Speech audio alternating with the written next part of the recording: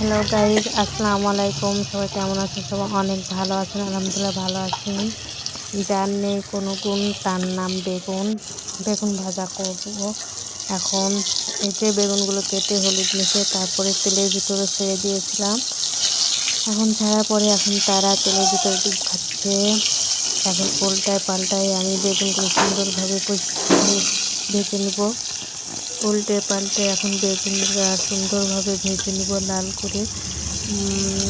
তারপরে এই যে উল্টে পাল্টে বেগুনটা ভেজে নিতেছি। কার কার বেগুন ভাজা খেতে খুব পছন্দ করে, আমার ভালো লাগে। প্লিজ সবাই একটা লাইক দিয়ে ভিডিওটা দেখা শুরু করুন। বেশি ভালো লাগলে সাবস্ক্রাইব করে আমার সাথেই থাকতে পারেন। আমিও আপনার সাথে আছি ইনশাল্লাহ।